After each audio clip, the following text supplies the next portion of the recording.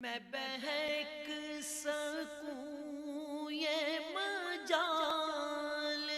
کیا میرا رہنما کوئی اور ہے۔ الحمدللہ رب العالمین والصلاة والسلام علی سید الانبیاء والمرسلین اما بعد فاعوذ باللہ من الشیطان الرجیم بسم اللہ الرحمن الرحیم۔ الحمدللہ پروگرام الہادی میں جیسے کہ آپ کو معلوم ہے کہ یہ درس قرآن کا ایک نیا شروع ہونے والا سلسلہ ہے، جس میں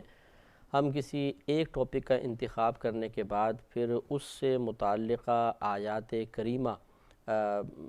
کبھی تو ایک ساتھ تمام آیات کریمہ پر بحث ہو جاتی ہے، اور کبھی ایسا ہوتا ہے کہ کئی پروگرام میں یہ سلسلہ چلتا رہتا ہے، لیکن ہم ایک ٹاپک کا انتخاب کر کے اس سے متعلقہ آیات کریمہ پر درس قرآن کا اہتمام کرتے ہیں، اور کوشش یہی ہے کہ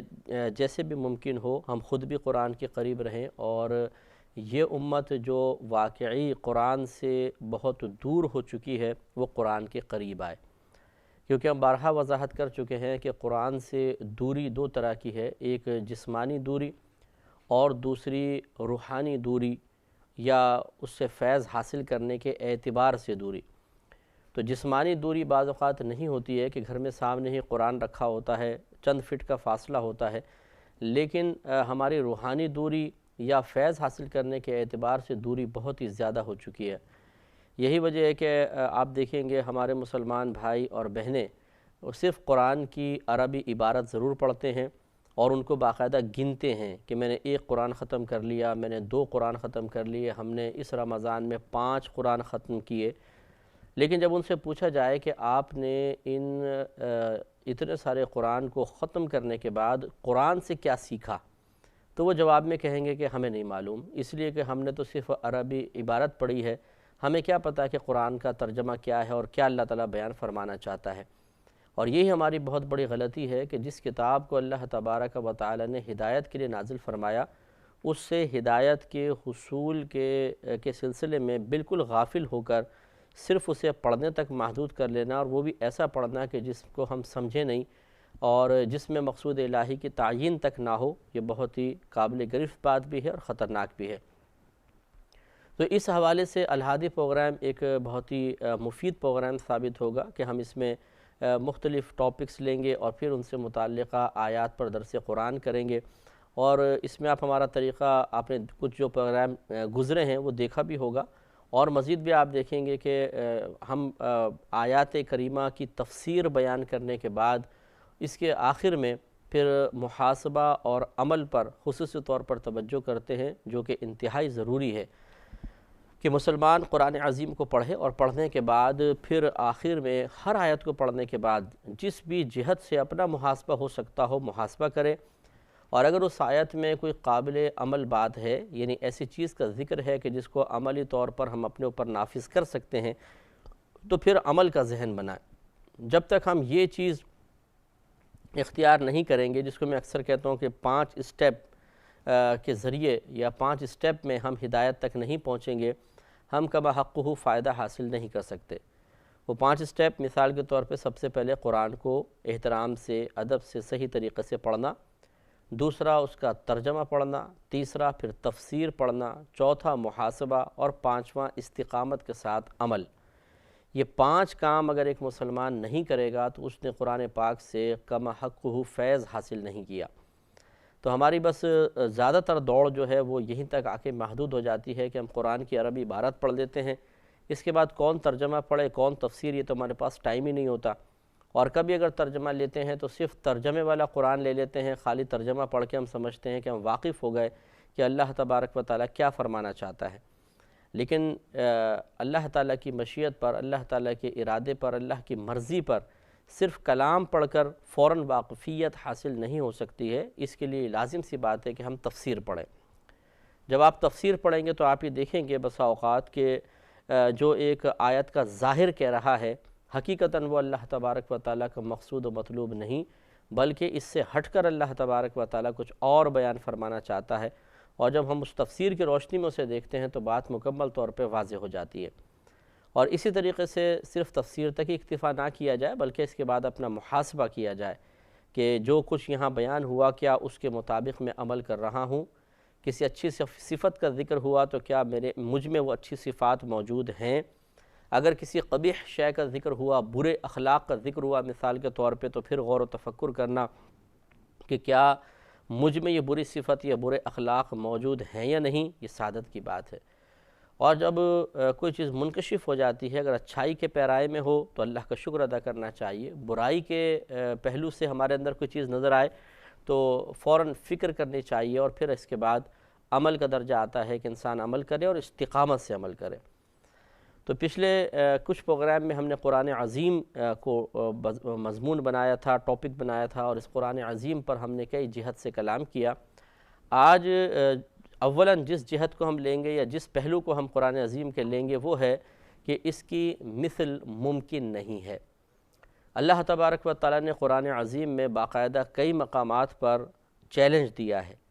کہ کوئی اس قرآن کی مثل بنا کر لے کر آئے۔ میرا رہنما کوئی اور ہے۔ 100 سال پہلے نازل ہونے والے اس قرآن کا آج تک کوئی نظیر یا مثل پیش نہ کرنا ثابت کرتا ہے کہ یہ کتاب کسی مخلوق کی جانب سے تو ہو ہی نہیں سکتی ہے، یہ اللہ تبارک و تعالیٰ کی جانب سے ہی ہے، اور آج تک کوئی ایک صورت اس کی مثل بنا کے نہ لا سکا۔ اللہ تعالیٰ نے جا بجا قرآن عظیم میں چیلنج فرمایا،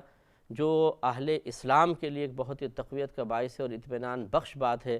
کہ الحمدللہ آپ ایک ایسے مذہب سے وابستہ ہیں کہ یقیناً وہ مذہب حق ہے۔ آپ نے ایک ایسی کتاب کو اپنا امام بنا لیا ہے کہ جو واقعی کتاب اللہ تعالیٰ کی طرف سے نازل کردہ ہے، اور آپ نے ایک ایسے رب کو رب مان لیا ہے جو واقعی رب ہے، ہمارا پالنے والا ہے، خالق و مالک ہے، اور یہ عقیدے تمام جو قرآن میں بیان ہوئے حق اور سچ ہیں، اس لیے کہ اللہ تبارک و تعالیٰ کی طرف سے وہ نازل کیے گئے ہیں۔ تو اب جو ہم آیات پڑھیں گے اور ان کی تفصیل معتد بہا قابل ذکر تفصیل عرض کی جائے گی، یہ سمجھ لیں ہر چیز اپنے مقام پر ایک اسلام کے لیے بہت بڑی حجت اور دلیل ہے کہ اللہ تبارک و تعالیٰ نے قرآن عظیم میں وہ برکات رکھی، اس کو ایسا معجز بنا دیا، یعنی عاجز کرنے والا بنا دیا کہ کوئی اس کا مقابلہ نہیں کر سکتا، اس کا چیلنج آج تک کسی نے قبول نہیں کیا، جس سے معلوم ہوا کہ یہ کتاب حق کتاب ہے اور اللہ تبارک و تعالیٰ کی طرف سے ہی نازل کردہ ہے۔ اور جب کہ اس کی حقانیت اور اس کا من جانب اللہ نازل ہونا ثابت ہو جائے گا تو پھر یہ بھی ثابت ہو جائے گا کہ، یا یہ کہہ لیں کہ یہ بھی ماننا پڑے گا کہ اس میں جو کچھ باتیں بیان ہوئی ہیں وہ سب کے سب اللہ تبارک و تعالیٰ کی طرف سے ہیں، اور جو باتیں ہمارے خالق و مالک کی طرف سے ہوں وہ غلط کیسے ہو سکتی ہیں، انہیں تو اپنانا ہی ہوگا۔ ہاں، جو باتیں ان سے ٹکرا رہی ہیں، ان کے جسٹ اپوزٹ چیزیں ہیں، وہ درست کیسے ہو سکتی ہیں؟ اس لیے کہ وہ خالق کی کلام سے ٹکرا رہی ہیں، اللہ تبارک و تعالیٰ کی بات سے ٹکرا رہی ہیں، لہٰذا وہ واجب و رد ہیں کہ ان کو رد کر دیا جائے، نہ یہ کہ اللہ تبارک و تعالیٰ کی بیان کردہ بات کو رد کیا جائے۔ جب یہ قرآن نازل ہوا تو بڑے بڑے فصحاء بلغاء عرب کے موجود تھے، اور ان کے درمیان یہ قرآن نازل کیا گیا، اور ان سب کو اس قرآن نے عاجز کر دیا، اور جس سے ثابت ہوا کہ جب وہ بڑے بڑے عرب لوگ اس کا مقابلہ نہیں کر سکے، اس کی نظیر لانے سے عاجز رہے، تو پھر قیامت تک اب کون ایسا ہے جو عربی کے اندر اتنا فصیح و بلیغ ہو کہ وہ قرآن پاک کے معاذ اللہ معارضے کی، اس کے مقابلے کی کوشش بھی کرے؟ ایسا اب نہیں ہو سکتا۔ اور یاد رکھیں کہ جو اس زمانے میں بڑے بڑے فصحاء بلغاء تھے، وہ بڑے ماہر تھے عربی کے اندر، عربی کے اسلوب کو بھی سمجھتے تھے، جانتے تھے، لیکن قرآن کے سامنے وہ بھی عاجز آ گئے، اور قرآن کی ایک آیت کی مثل بھی نہیں بنا سکے۔ چنانچہ ان چیزوں کو بہت ہی غور و تفکر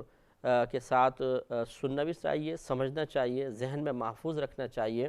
اور بوقت ضرورت بطور دلیل پیش کرنا چاہیے۔ چنانچہ آیات کی طرف آتے ہیں۔ سورہ اسراء آیت نمبر 88 میں اللہ تبارک و تعالیٰ نے ایک چیلنج دیا، ارشاد فرمایا، قل، اے حبیب کریم صلی اللہ علیہ وسلم آپ فرما دیجئے، لَإِنِ اجْتَمَعَتِ الْإِنسُ وَالْجِنُّ، کہ اگر جمع ہو جائیں تمام انسان اور تمام جن، عَلَىٰ أَن يَأْتُوا بِمِثْلِ هَذَا الْقُرْآنِ، اس بات پر کہ وہ لے آئیں اس قرآن کی مثل ایک کتاب، لا يَأْتُونَ بِمِثْلِهِ، تو وہ اس کی مثل کتاب نہیں لا سکتے ہیں۔ وَلَوْ كَانَ بَعْضُهُمْ لِبَعْضٍ ظَهِيرًا، اگرچہ ان میں سے بعض کے مددگار ہی کیوں نہ ہو جائیں۔ اس میں دیکھیں بہت وسیع چیلنج دیا ہے، دو اعتبار سے اس میں وسعت ہے۔ ایک تو یہ کہ پوری کتاب کی نظیر بنا کے لے کر آؤ، بڑا چیلنج دے دیا، پوری کتاب کے برابر لے کر آؤ۔ دوسرا اس میں وسعت جن مد مقابل جن کو رکھا گیا اس کے اعتبار سے ہے کہ تمام انسانوں اور تمام جنات کو چیلنج ہے، انسان بھی نہیں لا سکتا، جنات بھی نہیں لا سکتے۔ اب دیکھیے جنات میں جن بھی ہے، ابلیس اس کا نام ہے اور یہ بڑے جنات میں سے ہے، اور جب تک یہ مومن تھا، اللہ تبارک و تعالیٰ کی وحدانیت کا کما حقہ اقرار کرنے والا تھا، یعنی جیسا اس کے اقرار کا حق تھا ویسے کرنے والا تھا، تو اللہ تبارک و تعالیٰ نے اس کو معلم الملکوت بنایا تھا، یعنی تمام فرشتوں کا سردار، تمام فرشتوں کا استاد، اور اس کے پاس بڑی وسعت علمی ہے۔ اگر آپ تھوڑا سا غور و تفکر کریں کہ ہر علم رکھنے والے کو جب یہ وسوسہ ڈالتا ہے تو بسا اوقات اسی علم کی اصطلاحات، اس کی ٹرمز یوز کرتا ہے، اور اس شخص کو مثال کے طور پہ اگر کوئی بم بنا رہا ہے تو اس کو بم بنانے کے مشورے دینا یہ ثابت کرتا ہے کہ اس کو پتہ ہے کہ بم کیسے بنے گا۔ اسی طریقے سے کوئی منطقی ہے، فلسفی ہے، اس کے ذہن میں دلائل ڈالنا جو اسلامی عقیدوں کے خلاف ہیں کہ دیکھو یہ منطق کی دلیل پاورفل ہے، یہ اسلام کے فلاں عقیدے کے خلاف ہے،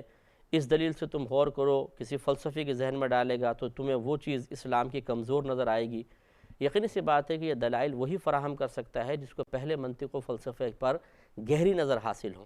تو شیطان بہترین مطلب اللہ تعالیٰ کی طرف سے علمیت کا حامل ہے، بہترین میں نے اس اعتبار سے کہا کہ ہمارے اللہ تبارک و تعالیٰ کا انعام ہے، لیکن اس کے لیے بدترین اس اعتبار سے ہو گیا کہ اس نے اس کو غلط یوز کیا۔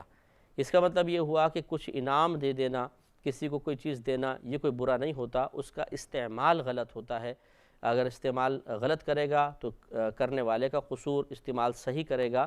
تو صحیح اس کو انعام بھی ملے گا اور اس کا کمال کہلائے گا۔ میرا رہنما کوئی اور ہے۔ تو اب آپ غور کر فرمائیں کہ جب شیطان جیسا اتنا علم رکھنے والا جو ہر چیز کے بارے میں وسوسے دے کر اور کسی کو پلاننگ دے دیتا ہے، منصوبہ دے دیتا ہے، اسلام کے خلاف کام کرنے کی ترغیب دے دیتا ہے، وہ بھی کسی کی مدد نہیں کر سکا، اور آج تک کوئی فصیح و بلیغ ایسا پیدا نہیں ہوا جس کے دل میں اس نے وسوسے ڈال کر کوئی آیت بنوا دی ہو، کوئی خیال ایسا ڈال دیا ہو کہ وہ آیت بنانے میں کامیاب ہو جائے۔ اس سے معلوم ہوا کہ قرآن عظیم کا کوئی مقابلہ نہیں کر سکتا۔ سورہ ہود آیت نمبر 13 میں اللہ تبارک و تعالی نے اس سے پھر اور کم درجے کا چیلنج دیا، مقدار کے اعتبار سے کم درجے کا، کہ پہلے پورے قرآن کے بارے میں چیلنج تھا، لیکن اب اللہ تبارک و تعالی نے اس چیلنج میں تھوڑی سی تخفیف کر کے پیش کیا، جو دوسروں کے لیے بہت بڑا چیلنج بن گیا، کیونکہ پورے قرآن کا لانا یہ بھی بڑا مشکل کام ہے، لیکن اس سے کم کا لانا یعنی اس کی نظیر بنا کر پیش کرنا قرآن کے مقابلے میں، پورے قرآن کے مقابلے میں لانے سے کے بنسبت آسان ہے، لیکن ان کے لیے یہ بھی بہت بڑا، جس سے ثابت ہوا کہ قرآن کی نظیر کوئی لا ہی نہیں سکتا ہے۔ جب پورا قرآن نہیں بنا سکے تو پھر اس سے کم کا یعنی پورا، یعنی یوں سمجھ لیں کہ کم کا اگر مقابلہ نہیں کر سکے تو پورا قرآن کا مقابلہ کون کرے گا۔ تو سورہ ہود میں آیت نمبر 13 میں اللہ تبارک و تعالی نے ارشاد فرمایا کہ ام یقولون افتراہ، کیا وہ کہتے ہیں کہ آپ نے اس قرآن کو اپنے پاس سے گھڑ لیا ہے؟ قل، آپ فرما دیجئے کہ فأتوا بعشر سور، کہ تم 10 صورتیں لے آؤ،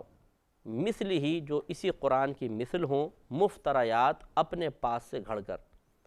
ودعو، اور تم بلا لو، من استطاعتم، جن کی تم استطاعت رکھتے ہو، من دون اللہ، اللہ تعالیٰ کے علاوہ،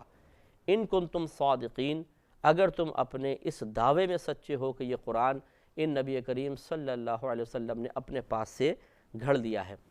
تو دیکھیے اس میں اللہ تبارک و تعالی نے کفار کا پہلے ایک دعویٰ تھا، انہوں نے نبی کریم صلی اللہ علیہ وسلم سے کہا کہ یہ تو اللہ کی طرف سے کلام نہیں، آپ اپنے پاس سے لے کر آئے ہیں۔ اللہ تبارک و تعالی نے پہلے پورے قرآن کا، جیسے اوپر آیت میں نے عرض کی پورے قرآن کا چیلنج ہے، لیکن اس میں اللہ تعالی نے صرف 10 صورتوں کا مطالبہ کیا کہ 10 صورتیں ایسی بنا کر لے آؤ اگر تم اپنے اس دعوے میں سچے ہو کہ نبی نے اپنے پاس سے کلام بنا لیا ہے۔ تو جب یہ بنا سکتے ہیں تو تم بھی بنا سکتے ہو، کیونکہ تم بھی تو فصحا اور بلغا ہو، تو پھر تم اس کی مثل صرف 10 صورتیں لے آؤ۔ اس میں تو تقریباً 114 صورتیں ہیں، تم 10 صورتیں بنا کر لے آؤ، اگر تم اس معاملے میں اپنے دعوے میں سچے ہو کہ یہ گھڑ سکتے ہیں اور گھڑ کے اپنے پاس سے لے کر آئیں تو تم بھی بنا سکتے ہو، تو گھڑ کے لے کر آؤ اگر تم اس کی استطاعت رکھتے ہو۔ تو جب بڑے بڑے عربوں کے سامنے اس چیز کو پیش کیا گیا اور اس کے نظیر اور اس کا جواب لانے سے قاصر رہے تو ثابت ہو گیا کہ قرآن کا مقابلہ کرنا، قرآن کی مثل کتاب لے کر آنا کسی کے بس کی بات نہیں۔ اسی طریقے سے اللہ تبارک و تعالیٰ نے سورہ بقرہ کے اندر آیت نمبر 23 اور 24 میں چیلنج دیا، ارشاد فرمایا وَإِن كُنتُمْ فِي رَيْبٍ مِّمَّا نَزَّلْنَا عَلَىٰ عَبْدِنَا، اے کفار مکہ اس کے مخاطب تھے کہ اور اگر تم اس چیز کے بارے میں شک میں ہو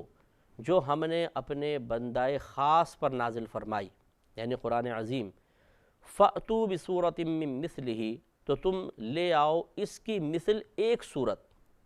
وَادْعُوا شُهَدَاءَكُم مِّن دُونِ اللَّهِ، اور تم بلا لو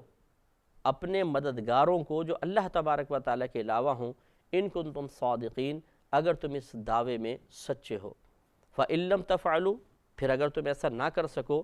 وَلَن تَفْعَلُوا، اور ہرگز ایسا نہیں کر سکو گے، فَاتَّقُوا النَّارَ الَّتِي وَقُودُهَا النَّاسُ وَالْحِجَارَةُ، تو اس آگ سے ڈرو کہ جس کا ایندھن آدمی اور پتھر ہیں، اُعِدَّتْ لِلْكَافِرِينَ، جو تیار کر دی گئی ہے کفار کے لیے۔ تو اس آیت کریمہ میں دیکھیے کہ اللہ تبارک و تعالی نے کفار کو واضح طور پر اور پہلے سے بھی کم کا چیلنج دیا۔ پہلے پورے قرآن کا چیلنج تھا، پھر 10 صورتوں کا چیلنج ہوا، اور اب اللہ تبارک و تعالی نے صرف اس قرآن کی مثل ایک صورت لانے کا چیلنج دیا کہ ایک صورت اس کی مثل بنا کر لے آؤ،